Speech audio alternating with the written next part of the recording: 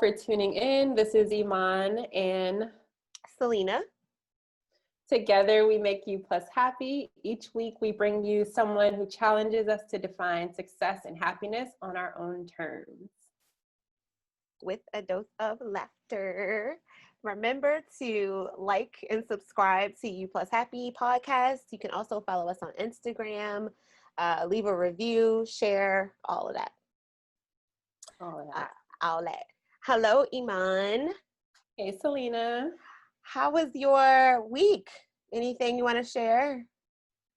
My week was good. So they're starting to ease restrictions out here. So I was able to go on a little mini vacay to Queensland, which is like an hour and a half flight from where I'm at.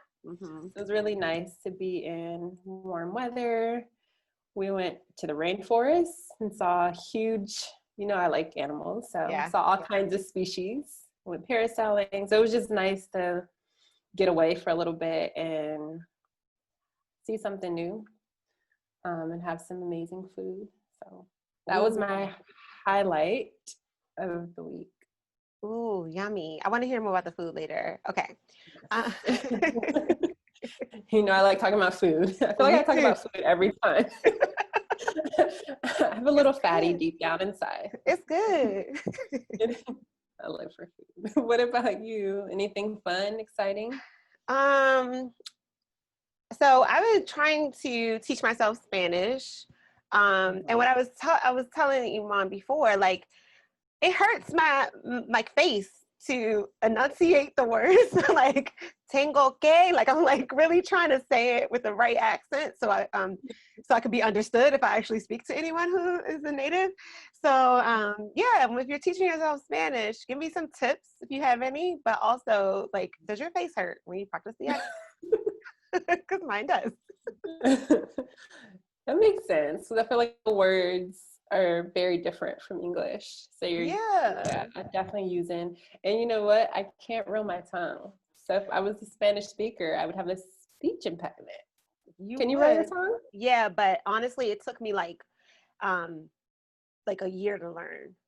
I had to just keep practicing like but I don't know if I know how to say it in the words. Like, I don't know, like but it takes a lot of hard work, determination, vision board, get to set goals. Just practice. I'm always so impressed with people that speak like 3-4 languages. I'm just like, it's amazing. I barely speak English. I don't know how I'm gonna get to, and that's my first language. Wow. It's like a hybrid English Baltimore situation. But I'm gonna get my Spanish down. Thank you. So this week we have Crystal Davis on the show. Crystal is a self-published writer who has published 3 collections of poetry so far. Crystal earned her master's degree in English in May 2018 and has spent the majority of her adulthood as a student. Since self-publishing and starting her Instagram page at the end of 2020, Crystal stated that she finds herself writing more and finding inspiration all around. Her goal for 2021 is to keep building up her following, continue selling her books, and keep making her way towards her version of success. Crystal's work and where to buy her books can be found on Instagram at physics_of_forever. And we will put everything in the show notes. We are honored to have Crystal on the show. She was such a trooper. Because we had some hiccups and she rolled with it a little bit. Yeah, and she read a poem for us, so stick around at the end for that. So we are so excited that we have Crystal on the show. Yay! Hello. Hi. Thank you. We are back. You're welcome. Okay. Are you good? You ready, Crystal? I'm ready. Okay. So, could you tell us a little bit about how you got started in writing and what made you want to self-publish? So I started writing when I was in middle school, and I've been writing on and off ever since then. So the self-publishing part came to fruition like actually the end of 2020, but I started thinking about it maybe 6 or 7 years ago ish. And I decided that it was time to kind of put everything together. So I was like, okay, I think actually the very first that I did, I put together 30 poems. And I was like, I turned 30, boom, 30 poems for the 30th year. And that's how I did the first one. So, and then the other two were just like, shove poems together. And then, they'll end up how they end up. But it was definitely something that I've wanted to do because I've had them for so long and I've been collecting them after writing them and just shoving them in a box in the closet for so long. So I was like, it's time to do it. It's time to put it together and share it with everybody that wants to experience it. And was there, I guess, in writing and self-publishing, was there ever a time where someone else expected or there was other expectations for you outside of writing? And what was kind of your turning point when you're like, no, this is what I want to do? So when I first started college, I started towards an associate's in business. I was going to get a business degree. That came to an abrupt halt because I can't do math, and didn't even think that I would have to do any math to learn business, microeconomics, economics, accounting. So after the first full year of college, I said, never mind this. I changed all my classes. I found the curriculum for what the English diploma would need. So I did all those classes, and I ended up getting an associate's in English. Then I went on to undergraduate and got my bachelor's in multicultural literature, and I just finished 2018, I believe, or 2019, my master's in English, general thing. But originally it's always been a thing where, I wanted to teach, I wanted to write, but teachers don't make any money. You do it because you like helping people. Writer is not a guarantee to make any money.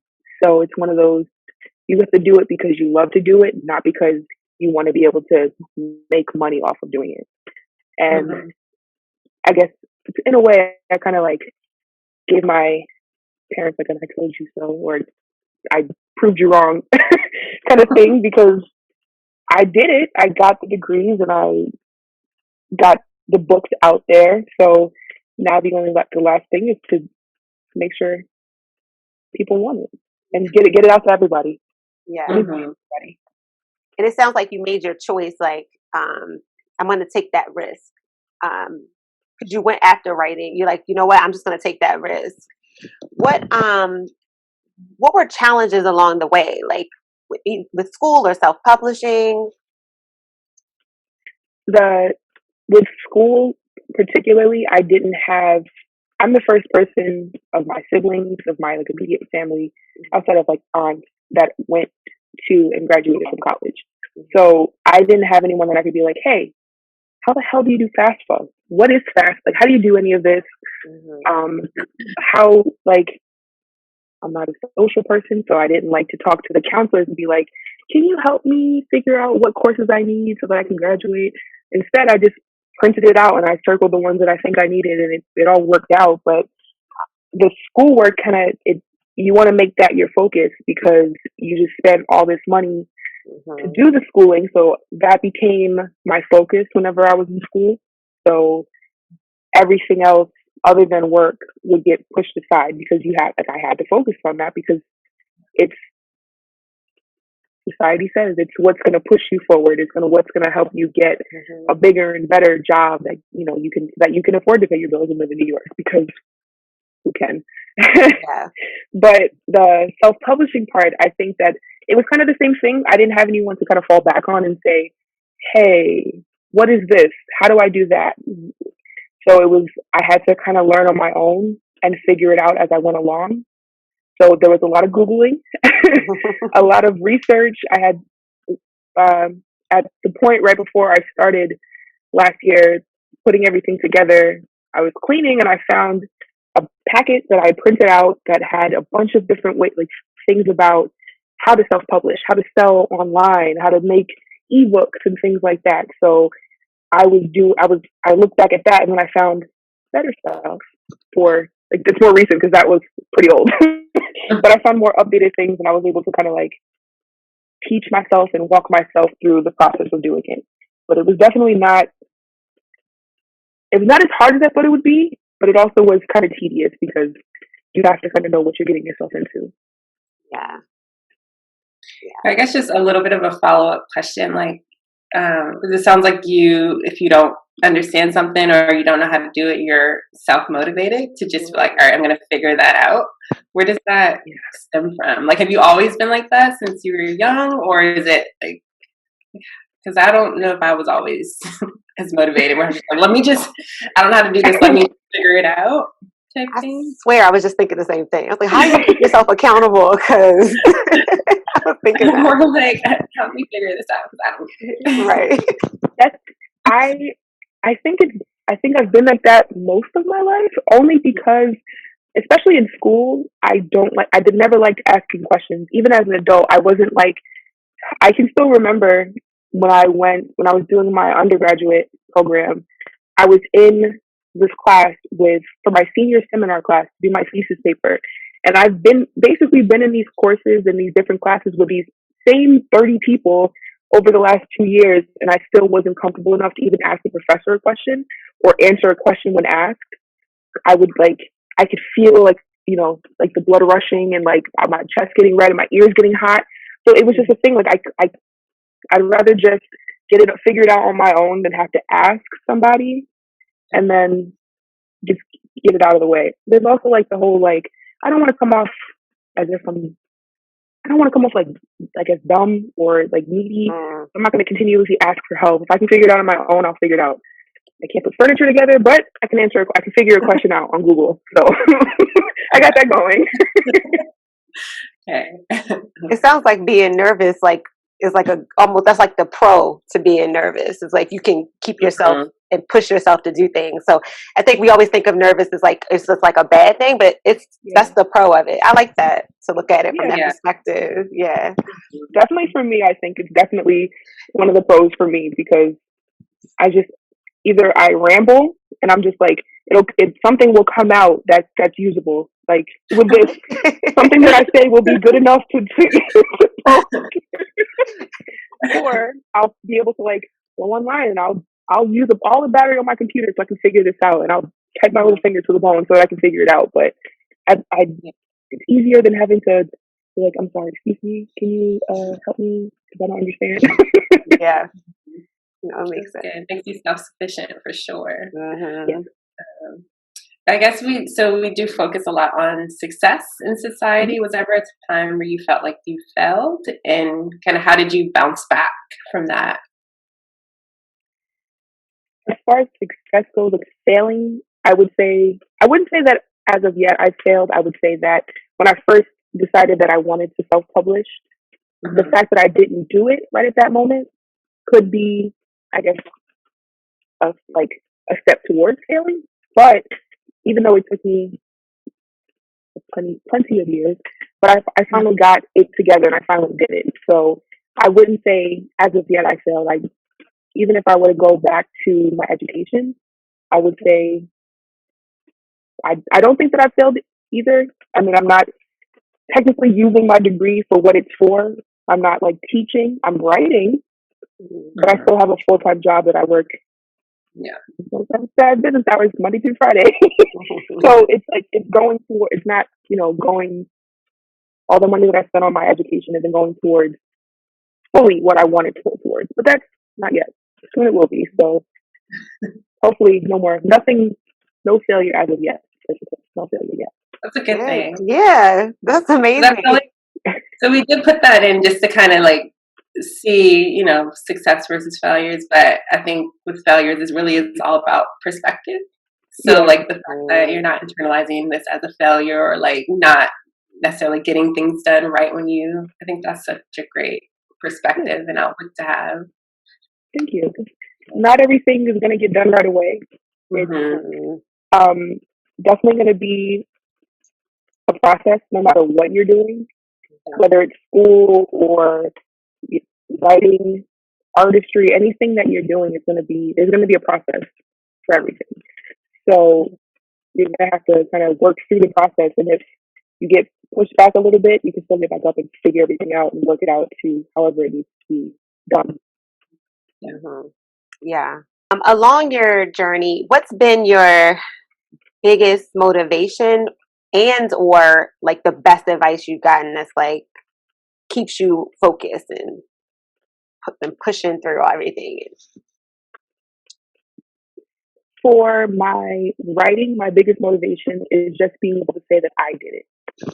That despite any setbacks, despite any of my internal like nervousness or anxiety, I was able to be like, okay, boom, you did that. You can touch it, you can feel it, you can throw it across the room for all you care. You did it, and that's all it is. That's what matters. Yeah. So I think that's what keeps me going, knowing that I can still do more, and that potentially I could help other people who want to write or self-publish their own works. I can give them that little bit of advice, like, hey, this is how I did it. Let me show you how to do it better so that you can learn from the mistakes that I made, because it took me however many years to get it done. So let's see if you can do it faster. Like, let's work on that. I think that's what yeah. I guess switching gears a little bit, what is something that you hope people say about you when you're not in the room? I would hope that people say that I'm not as mean as I come off or I look. Sometimes my face is just kind of dead skin and like plain, because I'm not a social butterfly. I'm not much for small talk. So I would like to just getting it out, and if I don't have to converse with people, then I won't. It is what it is. But I think that in my head, I'm more aggressive than I actually am. No, reverse. I'm less aggressive than I come off, I guess. If I'm trying to say it. Yeah. My like resting bitch face isn't all that there is.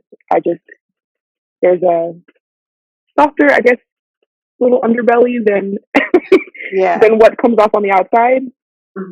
Yeah. You have to warm up, maybe. Yeah. I have to be comfortable, because I'm friendly. I can make small talk. It just makes me wildly uncomfortable. Yeah. Even when I am comfortable, it's just like the idea of like the weather. How about those sports teams? Right. So I'm like, I'd rather just be like, okay, this is what we're here for. Boom, boom, boom. All right. Boom. So I think sometimes I just come off a little bit like maybe dry personality wise, like conversationally sometimes. So I'm not as dry or as mean as I may appear. Yeah. I'm nice. I'm goofy. I'm weird. Yeah. I'm like, yeah, you are. Like I know. We're best friends. What are you talking about? It takes one to know one. I see it. With you, I was just gonna go off that. I was like, it's so interesting that you bring that up, because I think I struggle with that too. Like, I'm very, I can be very task oriented. So it's just like, all right, like, what are we here for? Like, how can we get to the end result?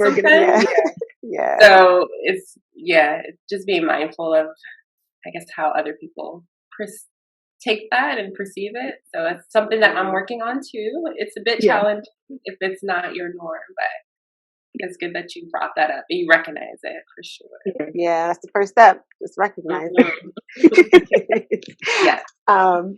So like, again, we always say this, but the reason me and Iman started the podcast was about, for people to define success on their own, and we didn't want to get stuck in this what society says success should be. So for you, what is success, and what makes you happy? For me, success is the fact that I accomplished what I set out to do. My success isn't done yet, because I'm not done yet. I still have more to create. I have more to write. I have more to put out there. But I think that my idea of success is knowing that there's something that can be done that I want to do and that I did essentially complete. Not to its entirety because still got some years in me, but there's I would say that right now I feel like I'm successful even though I'm not rich. I'm not famous. I'm not, I've sold how many I've sold, but I sold at least one. Mm-hmm. It's success to me. Somebody wanted what I put out, so that's good enough for me. Yeah, yeah. And I know you mentioned earlier you're not like a social butterfly, and I'm the same way. It's like keep your circle small. But for your friendship circle or your network, what kind of traits or like personality do they have to have in order to be in your inner circle? I need people that are like me, pretty goofy, constantly joking about something. If you can make a pun, even better. You can't take everything so serious all the time, especially how the last year was. Like you need some peace, So why not find your peace in your friends and your circle? So if you can find people that have personalities that are like yours or that vibe off yours really well, then that's perfect. So with me, I definitely need someone with fun personality, but they know when it's time to be serious and have like a grown up conversation. Yeah. I like that. And what would be if there was someone who asked you about publishing or writing poetry or novels, what's the best piece of advice you could give them or you think they should hear? I would make sure that they know to plan it out, know what it is that you want to do, but don't go into it with expectations.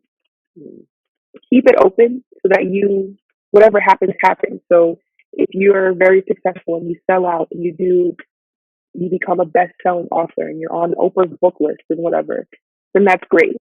That's how it worked out for you. It's not always the case. Sometimes you just have a small following and that's how it ends up. Sometimes you don't sell any. I would say that be prepared for anything, but definitely just be prepared. Know what it is that you want to say. Find your way to say it and make it so that you can put it out there and share it with those who want to accept it. Yeah. I know like one of the things that Selena and I have talked about is just people that have either been very motivating or inspirational on the show, having some form of kind of just like a routine or something that they do that just gets them motivated for the day or to motivate it to write and get up and be like, I'm going to put all my ideas on paper. What is kind of your routine that gets you ready? My routine starts the night before. So as I'm getting into bed, I get a notebook or a piece of paper and I'm writing out the things that I'm going to do for the next day. And I like to be able to cross things off as they're completed. Yeah. I'll add them in as I complete them and then cross them off, whatever happens. But I like to be able to do that. And I go in, I also write down how many followers I have at that point and for Instagram, and then how many do I want to have by the end of the week or the end of the day, whatever it is. And how am I going to get there? I'm going to post X, Y, and Z, like different types of posts. I'm going to share this and that. I'm going to make sure that I'm commenting on people's things. I'm getting out there. I'm going to post my own work. I'm going to write something that's from my book and promote the books as well. So I try to go into, like, as I try to sleep, I try to make sure that I'm like preparing for what's going to come the next day and kind of get my head going with, okay, you have to get up, you have to work, you have to do this and that. Make sure you post when you get up and you get like you have your iced coffee and you're ready to go. Then like later on lunchtime, boom, try to make sure you get on there and you comment and you like and you share people's things so that everybody can work together, especially like on like the poetry and the writing community on Instagram, because they're very tight knit. So you share their stuff, they share your stuff, and it kind of everybody works together, I think, really well in the community. And that's something I didn't know about Instagram and the writing community. So I love that you shared that. And I hope anybody listening gets a lot out of that too, because I know we said before, but like being vulnerable and putting your work out there can be scary. And to know that community is very supportive and there's other people doing it, that I think that's really good information. That it is. Yeah. I didn't think about it at first, because you don't go into like, maybe it's my crazy mind, but I didn't go in thinking, oh, everyone's going to be super duper nice. But they were super duper nice. And, they're like, they'll tag you in posts or, share things with you like, I think you'd be good for this. You should do this challenge where you have to write about a certain thing and you have to use a certain amount of words. Like, that can challenge you and I think you'd be good at it. Like, so they're all very supportive. And I was, like, my mind was blown because I wasn't expecting it, I think, off the bat. So that's why when I first started the page, I didn't post my own work right away. But now I do, because I'm more comfortable with them. They're my internet friends. Yeah. They had to get to know you and they had to earn it. Yeah. Then we had a previous guest on and we talked about social media and just followers, and we were kind of talking about the difference between like followers and active followers. And it sounds like you have a lot of active followers where they're like reposting, sharing. Like, what's kind of your technique to kind of get that give and take? Because I think that sometimes you do have those ghost followers where they're following you, but that's, you don't hear from them, you don't, like, it's just they're there. Basically.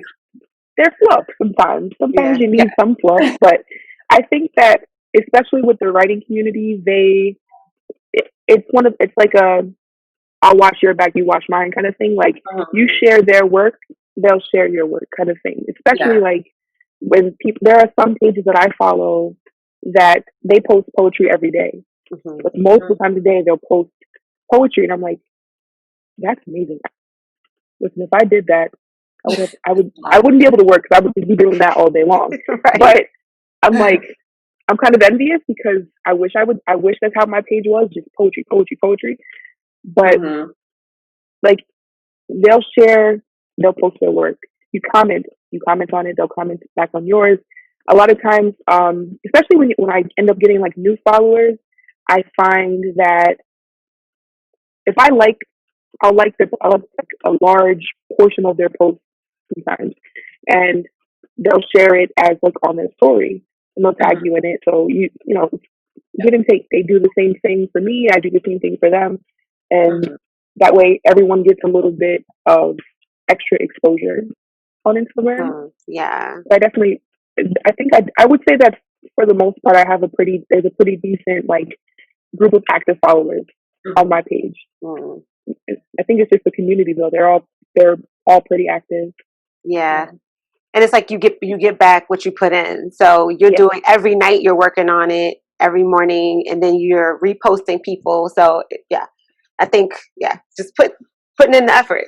That's what it sounds like. It's my part-time job for right now. Look, social media when you're trying to promote is a part-time job. Like, I understand why companies hire people for that, because it's a lot. I don't have anything else this time. And we did record. We did record this time. Mon, did you have anything else before we close out? So I did, and you can totally say no, Crystal, but do you have any, like a poem or something that you'd be willing to share with our listeners? Yeah. I know I'm kind of on the spot, but I would love to hear whatever you feel comfortable sharing. I am blown away. This is crazy. You asked this question I wanted to ask, and I was like, I wish you would read a poem. And then I didn't want to ask. So crazy. I was prepared too, because I kept it next to me, so I wouldn't have to like get up. because I was like, I'm wearing sweatpants, so I didn't want to be that weirdo that like gets up and have a dress shirt on and sweatpants. So. Yeah, been there. Girl, at least you have on pants. Right. Yeah. I've definitely had some Zoom calls where I'm like, I got my shirt on. I'm good. There you go. No one's gonna know. What kind of poem did you guys want? Your favorite one. My favorite one? Okay. I'll read this one. It's called TikTok, not like the app, but I wrote it in high school. But I'm going to pick this one because my little sister Madison, she's 8 years old. And when I saw her the last time, she said that she learned about onomatopoeia and alliteration in school, online. And she likes alliteration and onomatopoeia. So I'm going to pick this one for her. So that's for Madison. Shout out to Madison. Hey. Hey. All right. So time slips through my hands like sand through the fingers of Father Time. Sand pouring effortlessly down through the hourglass, carelessly. Time stops. Tick. Not another sound. No more tick-tock, no more drip-drop of the sand spilling over the ends of the earth, sounding like water falling in tear droplets from the fountain of youth. Ever since you split, there's a marriage gone wrong that has divorce in the works because love packed up, ran away, and went next door. I've been left alone like an orphan, left in the shadow of despair by a love that hates time because time ages love and makes love think she isn't timeless. Time stopped exactly on the hour of when you were last in my presence, not from when I was in your place, but when your breath grazed my neck and your words coated the air surrounding me. Tick. I wish the time would start, but at the same time, I like the time on pause. Because without time, I have more time to think of you. Reminisce about you and your actions. Let breath fill up your lungs and let you be recreated into the image that I grew to love. Talk. Don't leave me alone with the time to allow me to revisit the moment when you left me.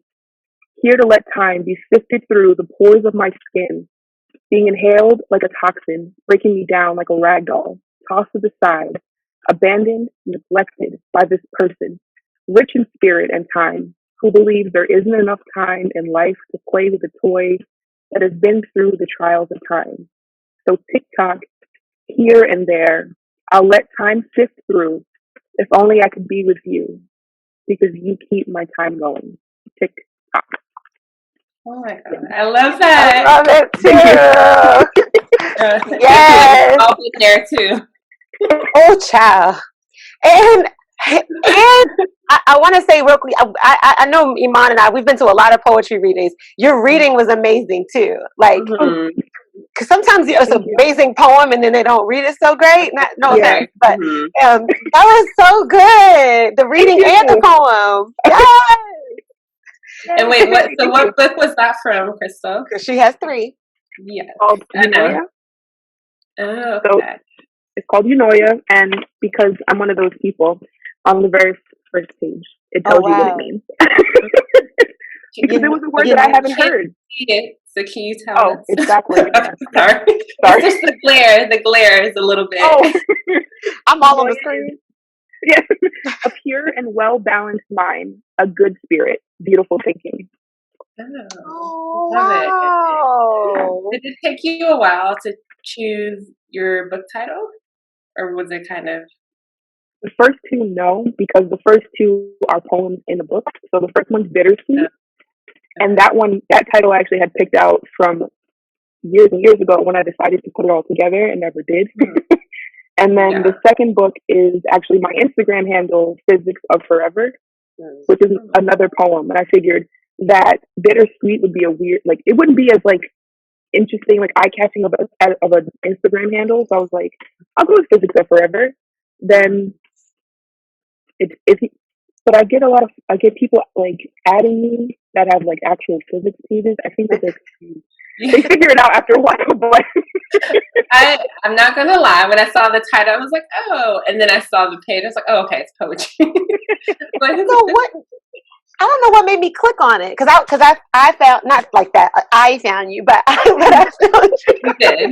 And, but the name is physics. I don't know what made me click, but you know what? I just trust that it was like the universe, like it was meant to be. I really do. Because how many people are on Instagram? Like, hello. Yeah. And then for us to all meet, I really think it was meant to be. I do. Because what would make me click on physics of forever? I don't know. Maybe it was maybe we had like similar hashtags though, because you said you hashtag a lot. Yeah. Maybe. Yeah, maybe. And the universe, you know. Yeah, all of that. Hashtags, universe. It was a combination of both. Yes, Okay. for sure. She kind of tried to put it in real subtle, but so Crystal has 3 books published. Yeah. All have been done in a year. No, less than a year, like 2 months. Less than a year. Oh, yes. Love it. You better plug. So very excited. Has definitely been some motivation for me. Like if you got 3 books done in less than a year, I can do one. Yes. Yes. I'm blown away by that. By 3 books and it was, you said like 2 months, 3 months, right? Yeah, October-ish. I think I put the first one out in October. I think it was published the end of October. And we're in January. And then I did the other 2. Yeah. So yeah, no excuses for us or anybody listening. Like if Crystal can do it, she's pushing us. And I'm the queen procrastinator. Like what? I wait till the last minute for everything.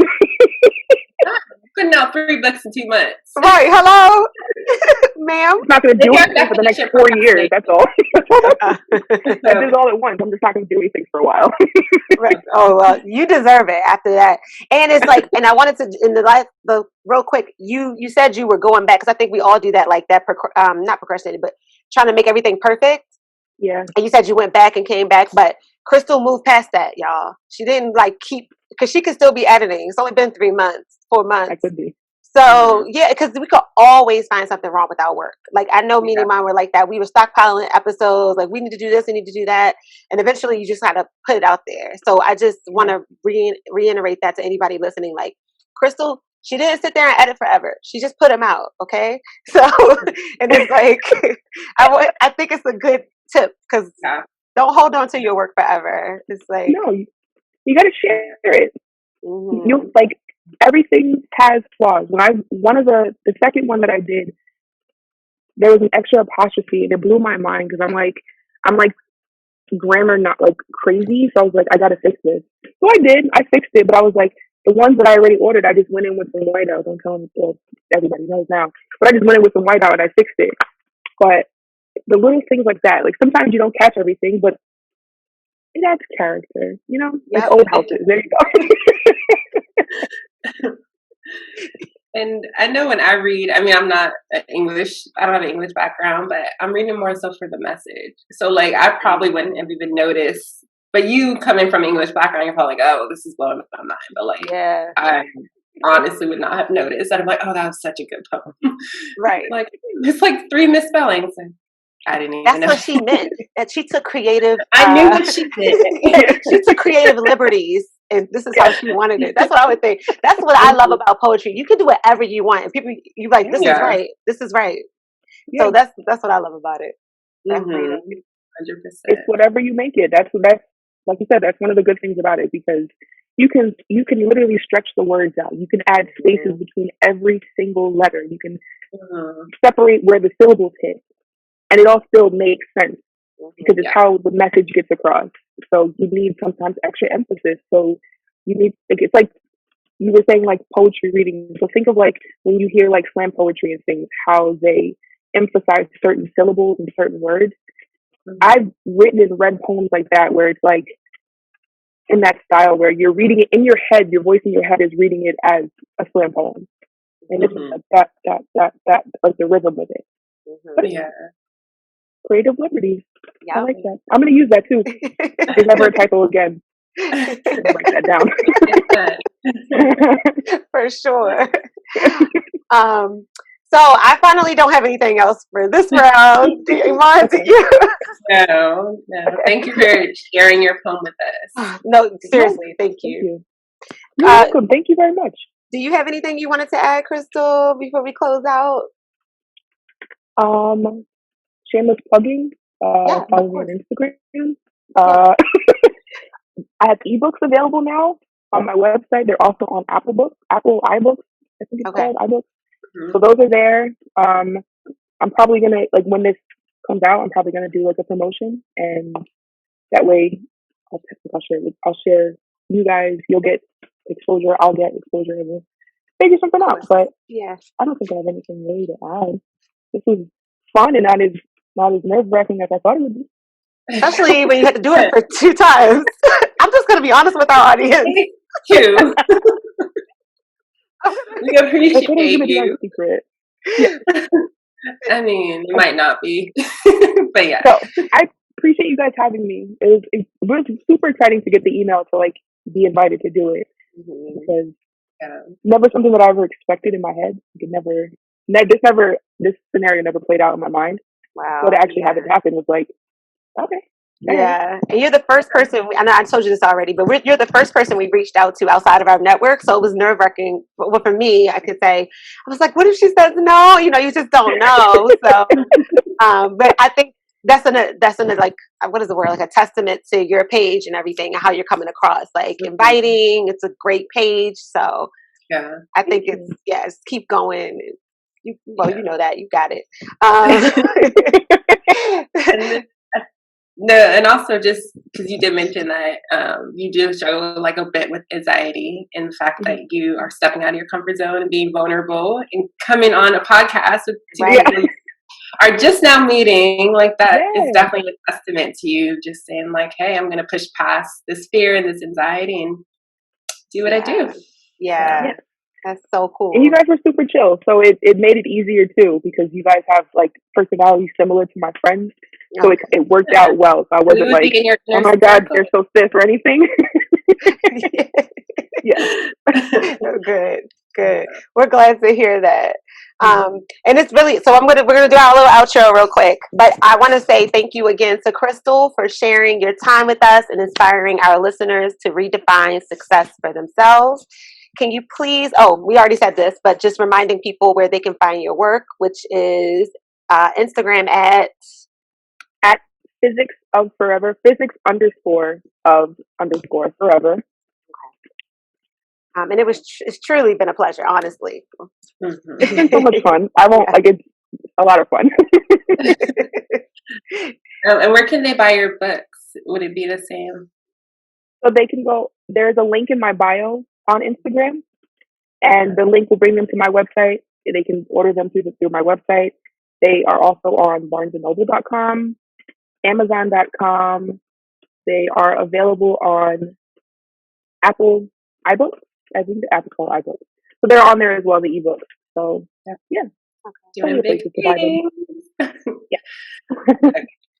And of course, thank you, listeners. We couldn't do this without you. Remember to hit like, share this episode, leave a review. We always appreciate the feedback. Remember, you can subscribe at U+Happy Podcast and follow us on Instagram at U+Happy. And we'll see you next week, same time, same place. And we have our guests say our tagline, which is, it's long, but it's, we'll show you our definition of success if you show us yours. Broke it down real slow. We'll show you our definition of success if you show us yours. Yay! Yay! First time. A round of applause. This time. So good job. Okay. For sure. All right. Thank you so much for being on the show, Crystal. Thank you for having me. All right. Bye. Bye.